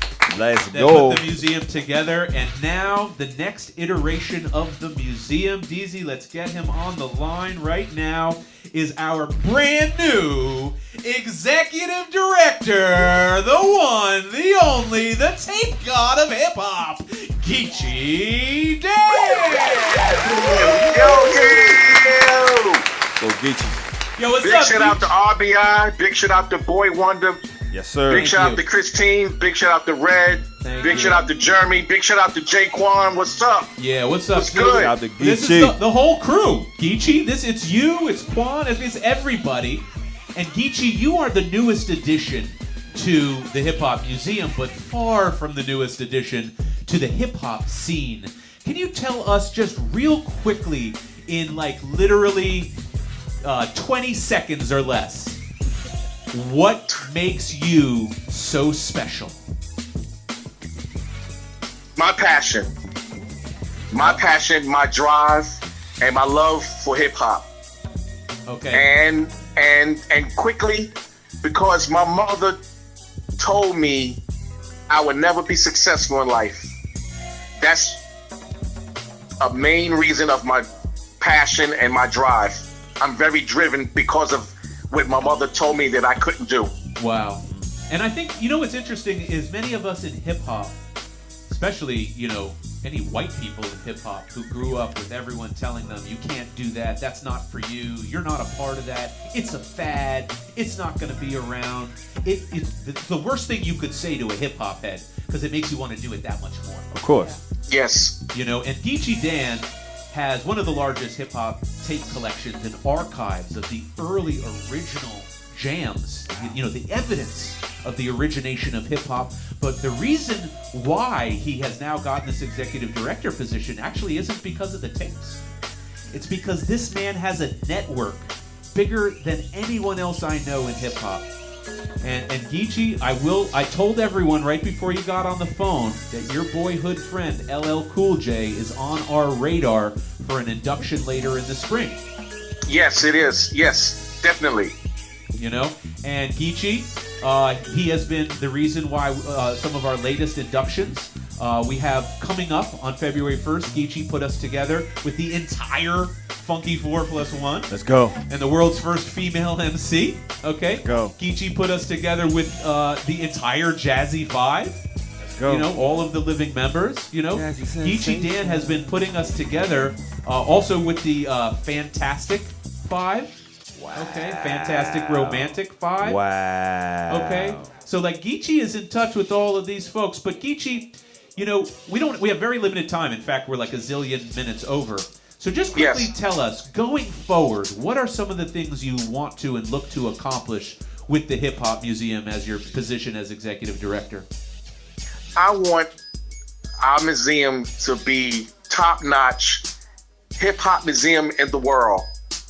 And with that encompass hip hop artists inducted from New Zealand, Japan, Spain, Germany, South Africa, Canada, because this is a museum and hip hop is global. And these artists and people that's involved with hip hop, they need to be recognized and they need to be appreciated, especially these first generation MCs and DJs that created our culture called hip hop. They need to be respected and they need to be appreciated. Yeah. And their work and contributions to hip hop cannot be overlooked. In fact, Geechee, I'll just kind of put it at this, and then we got to move on to other things. But H.R. 57, House Referendum 57 in Congress recognizes jazz as a unique original American art form. Right.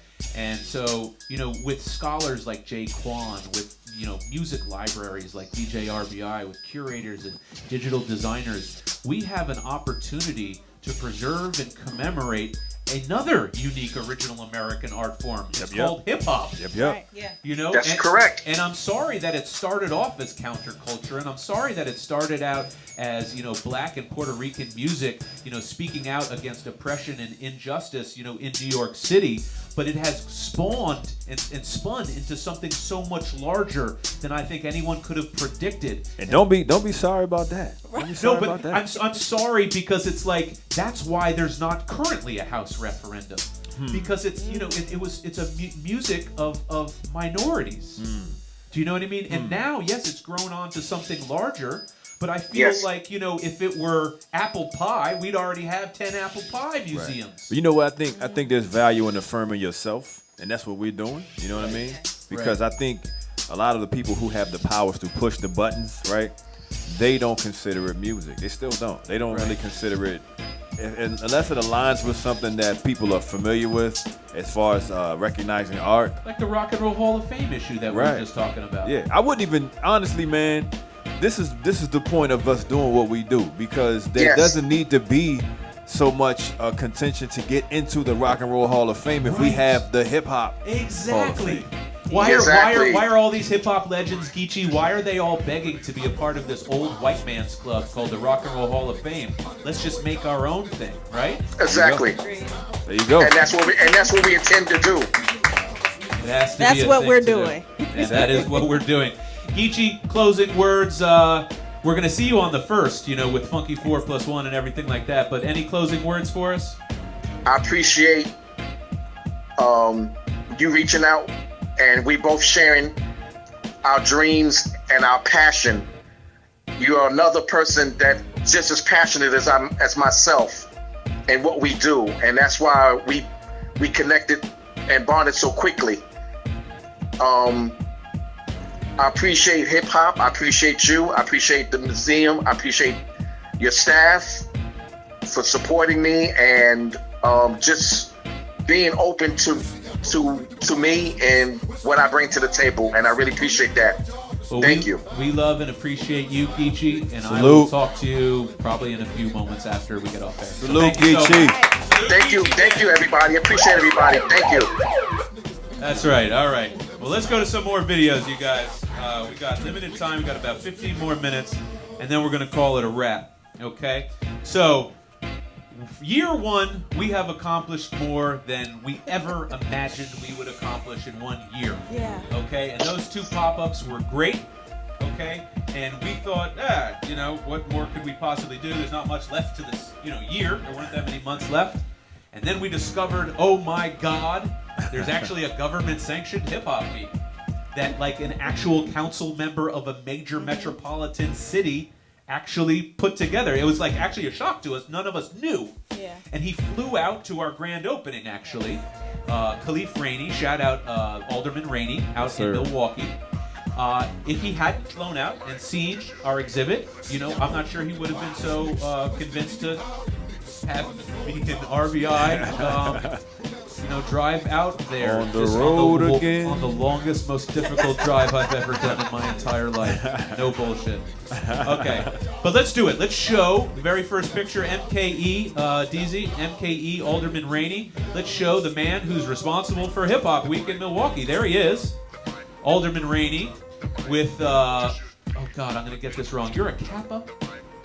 Delta, that's what I said. I have a thick patois accent. You're a Delta is what I said. Screw the Kappas. Y'all are celebrating right You're now, a right? Delta. We are. And everything for her is Our Delta. Founders Week. Okay. Let's look at this sign. So I made RBI pull over the car when I saw this billboard driving around Milwaukee. Check this out, D's. So that was just like, gigantic random, billboard. And this is all about us, basically, because we were really the foundation of Hip Hop Week. For sure. RBI and I probably lost weight doing it and physically strained ourselves putting up this insane collection with the one and only Livy Castro. I was there for it, though, dog. You really were. And listen, it literally would not have happened without you. Appreciate it. Yes, I love sir. you so much and Yes, appreciate sir. you. Likewise. Let's look at Bun B. This is a picture of my boy, Bun B. Long live the Bun. Yeah, he signed a whole bunch of stuff, man, and he's got a new, now as a result, has a new exhibit coming in the museum. Let's take a look. Oh, look, we got another picture. No, we have a video of Bun B talking about his own comic book. Let's show this. This was rare, just me and Bun B chopping it up about his comic book. Go ahead and take it away, DZ. Reference for it and pitched it again, people were very receptive. And so the other thing about it was he was like, yo, let's make it a coloring and activity book. Because most of us grew up using those. Remember at Mad Libs? Absolutely. Ad Libs, Mad Libs? Those were the shit, right? And so the thing that really set that off was he ended up doing Sudoku with the Wu-Tang Clan. So it was Wudoku, because there's 9 members of the Wu-Tang Clan. Which is a very genius idea. And when people saw that, So our last installation, we did the Hard Rock Cafe, but hip hop style, and we had the Wu-Tang Clan crab fried rice. Oh wow! We had the Craig mac and cheese. Nice. We had the Brand Nubian Brussels sprouts. We had the common cheese pizza. I love it, Chicago. So I think we also had a Bun B burger. That might be good. Mummy's doing a chicken sandwich now. I have a chicken sandwich. You have a chicken sandwich? Hold on. Can you read out on the right side? Wait, let's see this. On the third one down. Yep, that is the Bun B burger. Oh my God. That's the Bun B burger. It's 8-ounce prime steak with melted cheese and big pimpin' sauce. Can you sign that? I would eat that burger. Oh. Well, I guess we just discovered you're not a vegan. That's amazing. Man, A little witty the when I want to be. importance. All right. was If you're so just personal. tuning in, I'm Jeremy Beaver, CEO and founder of Listen Vision and the Hip Hop Museum, with the entire cast and staff and crew of the Hip Hop Museum. Well, most of us. Everyone that's not here is on the phone. Another person who was no, here we go. Here's the display. So this is I got all the memorabilia together of every single person we were inducting in Milwaukee, and here's kind of a quick picture of what the display looked like. This is kind of just like a smaller shadow box for Milwaukee. Look at that. So we had Do or Die, Mystical. We had Bun B. We had Devin the Dude. Scarface was there. Okay, so that was the shadow box. And then the next picture, randomly, is our DJ, who we set up an amazing. Look at RBI. We set up this amazing set for him with like these movable walls from our gold and platinum plaque collection. Yes, sir. And he just looked so freaking badass. No joke, bro. Thanks, man. That's one of the dopest, actually. I have more images that are better than I need this. those. I need those. I actually do. Do. So I'll get those to you. Okay? Wu-Tang Clan. And then we did this thing called the Legacy Awards, okay, which was kind of like a new way to honor, these guys. And this is all the guys that, Mystical, Bun B, Scarface, Devin the Dude, Do or Die, Cuckoo Cow, Benny the Butcher was there. Man, it was pretty amazing. It was pretty amazing, and they also all performed. And I can't say this enough. If it weren't for RBI and this one woman, there would have been no Hip Hop Museum in Milwaukee. Her name is Libby Castro. Shout Show out to this Libby. picture. I'm sorry for this wild picture, but this is Libby. She is an interior designer and an architect. Her husband is also a fine artist and I believe graphic designer and web designer, and they are just the coolest, most talented couple. Yeah, they're very, very talented. Yeah. Love you guys. We super love cool the too, Castros, and thank you for having us over for brunch. Most definitely. Here's a picture of me and Devin the Dude after he had signed all of his stuff. And Devin is the coolest guy ever. He actually came out in an old white man's mask to he accept sure his did. Legacy Award. He sure did. That was surreal. Okay, that's a whole nother story. You gotta get Devin to call in for an interview. Like he's a very interesting guy. Like he's so hip hop.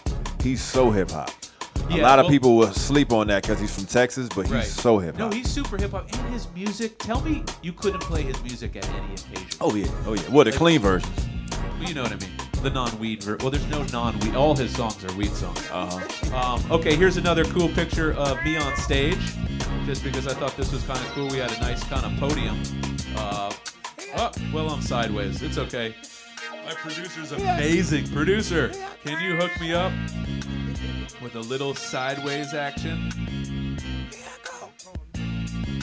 Look at my DJ. Here I go.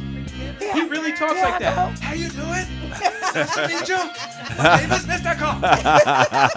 I'm like, are you okay, sir? Are you okay? Yes, I'm fine. You know I'm fine. All right, Jam, settle down.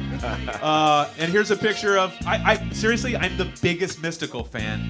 Check this out. This is me and Mystical, second biggest, sitting in the Death Row Records chair, designed by DJ Devious, wearing the gold rope.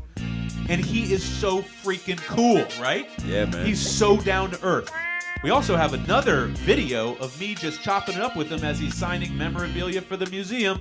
DZ, let's play that video real quick.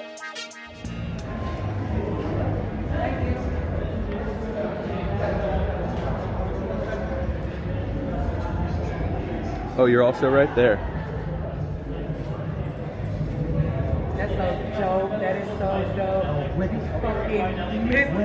Okay, now hold on. I gotta ask you a question. Mystical, who's your favorite rapper of all time? LL Cool J. Okay. And what's the very first hip hop song you ever heard that made you fall in love with hip hop? Lottie Dottie. You serious? Slick Rick. That's what's up. So that was surreal. And it seems like LL Cool J keeps coming up a lot in conversation today, doesn't he? Foundational member of the hip hop community, man. The GOAT. He's the GOAT. He's the middle school king. You know what I'm saying? Okay. And then, so I'm going to show 2 quick videos, and then I'm probably not even going to be able to do any of this unboxing. It's okay. It's all right. It's all good. We'll save it for another show. I want to show you real quickly what it looked like. So we packed the house. It was that was packed, like to the gills. I want to show you real quickly what it looked like from my view on stage. Go ahead and that on stage awards, DZ. Let's show them what it looked like. I'll be everywhere trying to percolate and shit.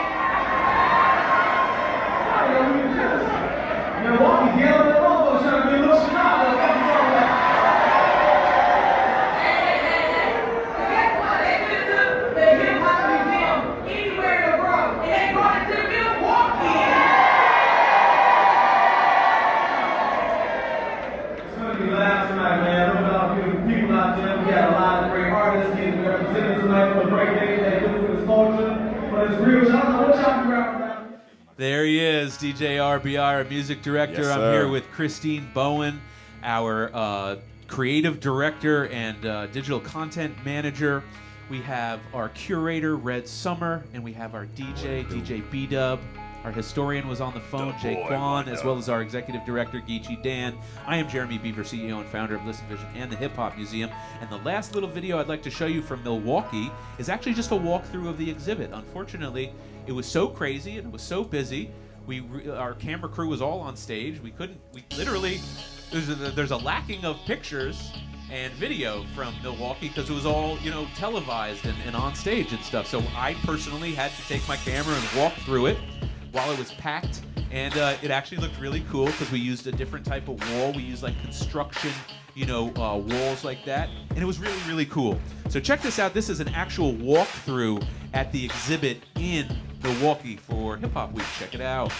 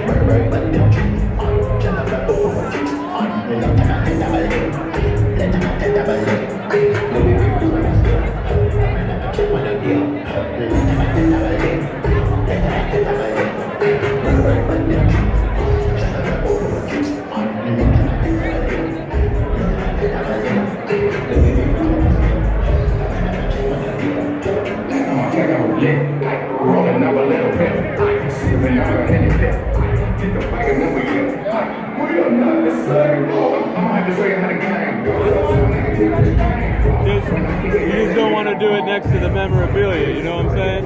There's like a million bathrooms and bars.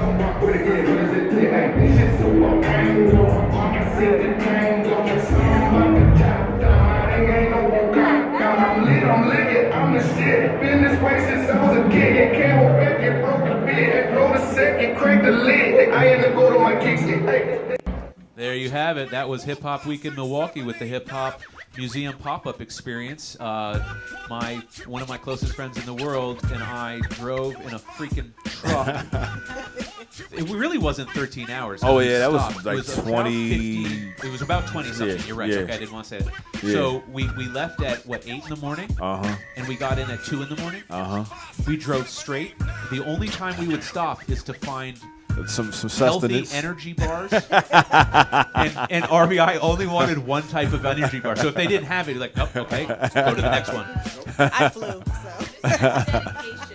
That's called the love of hip-hop. We had to get that thing out there. It really was, because on the way back, it was raining, and our cab in the truck leaked. And so we were both soaked to the bone coming home. And F you budget, you didn't even give us a discount when I told you about this. F budget. We patchworked that joint together en route. Literally, grabbing with tape. Taping, and just coming up with new methods to like get the water to not come down this way. You know what I mean? And one of our cases shattered on the way there. Yeah, yep. Yo, and there was only basically 3 human beings putting up the entire thing.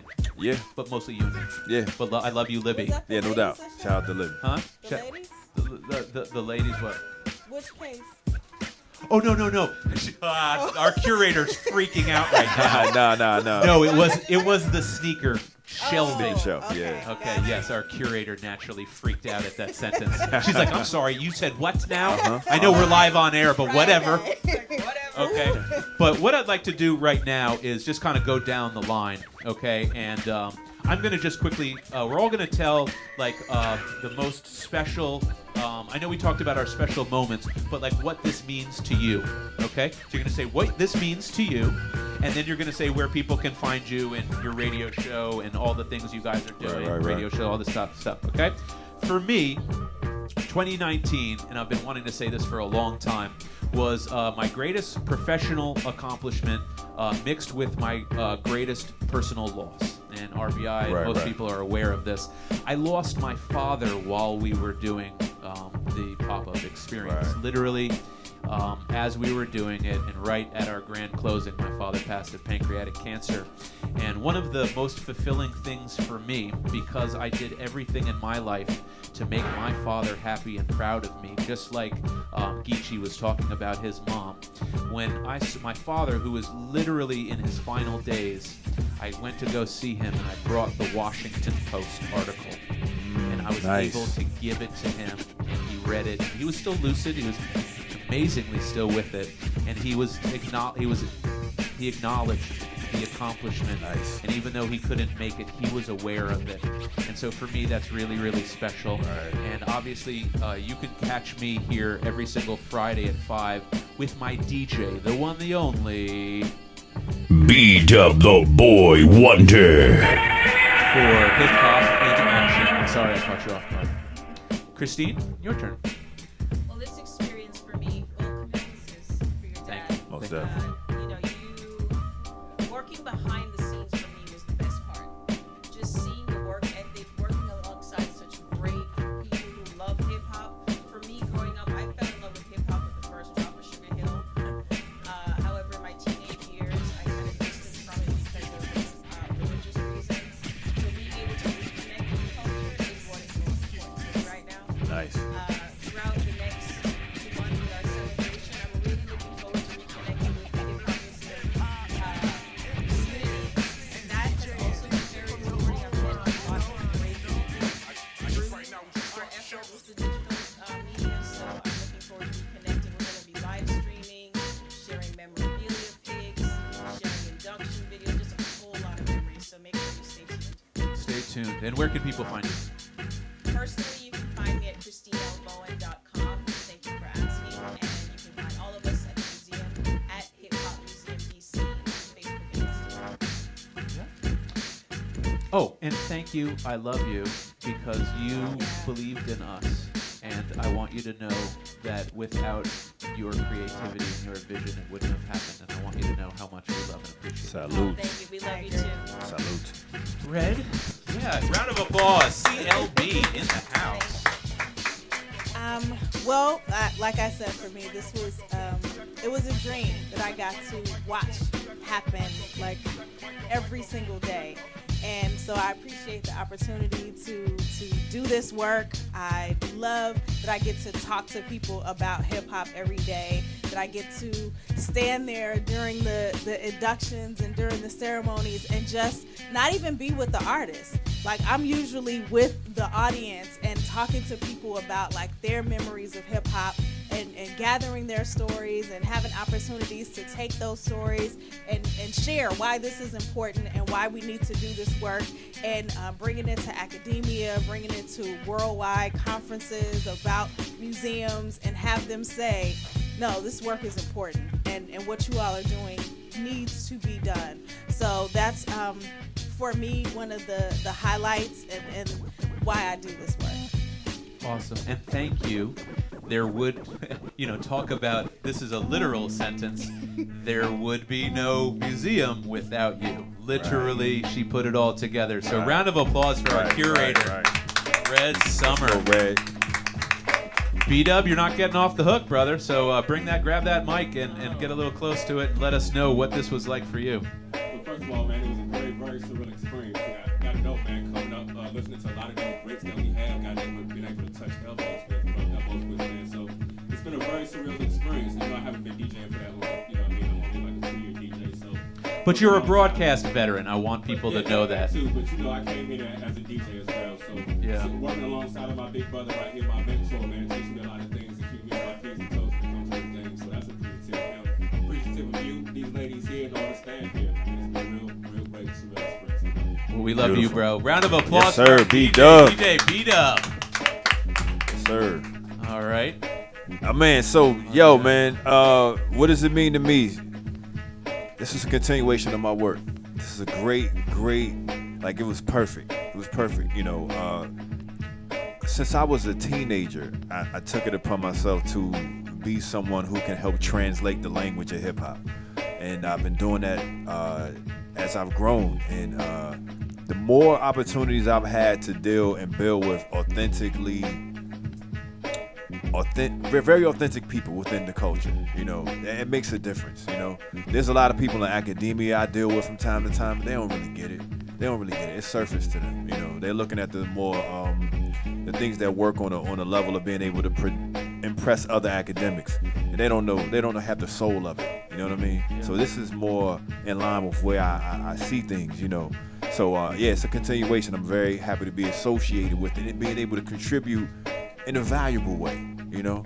That's a great thing for me, you know what I mean? And we thank you. Our music director, DJ RBI, everybody. Round of applause. And as far as where you can find me at. Yeah, that's right. Man, so check it out. I'm doing a party. I got a party I'm doing tomorrow night over at Wicked Bloom on North Cap in Florida Avenue.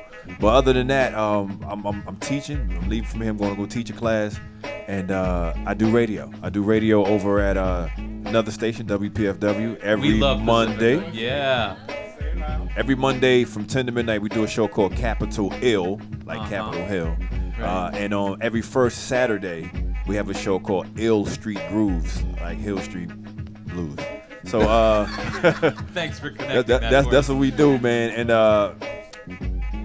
catch me on a few records too. Get Priest the Nomad's album. I got cuts on there. Get XO, Uptown XO's album.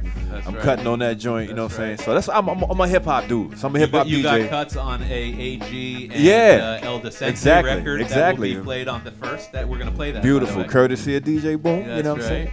But yeah, man. DJ_RBI on Instagram. And you can just look for me at DJ RBI on Facebook. My face is gonna pop up, so you'll see. Cool. Yeah.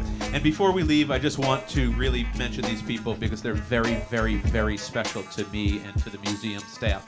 And those people are DJ Devious, yes, our fabricator, the one who made the cake and the Death Row Records chair and just believes in us and our dream. And I want you to know, brother, I love you and I appreciate you. To Neil Taylor at True Heads Clothing, we love you and believe in you, and you are our fashion director. Of the entire Hip Hop Museum. DJ Devious is our fabricator.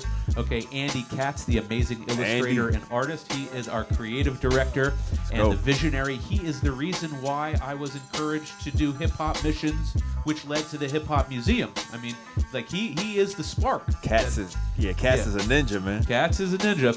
And then of course I want to thank our historian who is on the line, Jay Kwan, yes, sir. And Geechee Dan, our executive director. We have an incredible staff, you guys. We have an incredible, tight team that made this happen. And it's a family, and I really look forward to, I guess we're probably going to do a few more pop-ups while we're working on our permanent space. That's the plan. So hopefully Atlanta, maybe. ATL, shouting. ATL, here we come. Houston, maybe. Here we come. We're working on it. Chicago. We are going to close out with, Chicago has to happen. I'm sorry we couldn't get to our unboxings, so maybe, just maybe, we'll get to them another week. But until next Friday at 5, I'm Jeremy Beaver, CEO and founder of Listen Vision and the Hip Hop Museum with my DJ, the one, the only... B-Dub the Boy Wonder. Peace. We're out of here. Take a step inside music history as we bring you on a tour of the largest collection of artifacts and memorabilia at the Hip Hop Museum pop-up experience. On the 40th anniversary of the famed song Rapper's Delight, hip-hop history is coming alive in the district. With more than 500 items from hip-hop history, there's no shortage of collectibles to spark nostalgia, as well as touch a new generation of music fans. I said a hip hop, the hip to the hip hop, you don't stop the rocker to the bang bang boogie. Say up jump the boogie to the rhythm of the boogie to beat. Now what you hear is not a test, I'm rocking to the beat. And me, the groove, and my friends are gonna try to move your feet.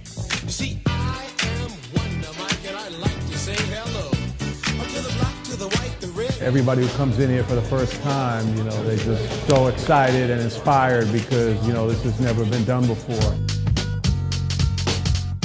The genre's creators and pioneers have been turning out to see the collection for themselves, and in some cases, to be inducted into the ranks of hip-hop royalty. I do have one of these, and I am proud of this right here. I think it's a great thing because it shows the maturity of what hip-hop is for this history. And it's not only hip-hop history, it's basically black history. We brought our daughter. She grew up in the backseat listening to this, repeating this. For me, it's a continuation of the love of hip-hop music. It absolutely is. If you really love hip-hop, I need to hear you say, hell yeah! Hip-hop to the day I die! Oh my God, this is amazing. This is really amazing, and I'm glad to be able to be a part of it. I'm transforming. Say what? You got what I need. I can't hear you, can't hear you. You say he's just a friend. Say what? You say he's just a friend. Oh, baby!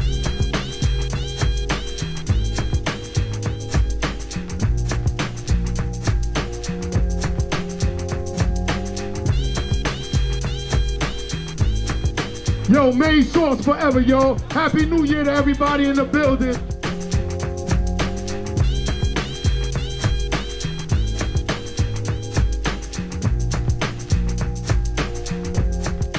A big deal, you know. It's been a long time coming. Finally, there's a brick and mortar establishment to show what hip hop means. A hip hop museum is something definitely needed to preserve the culture. A traveling food, art, fun, broadcasting, DJ, producer, performance, graffiti, b-boy concert experience encompassing all aspects of a music culture.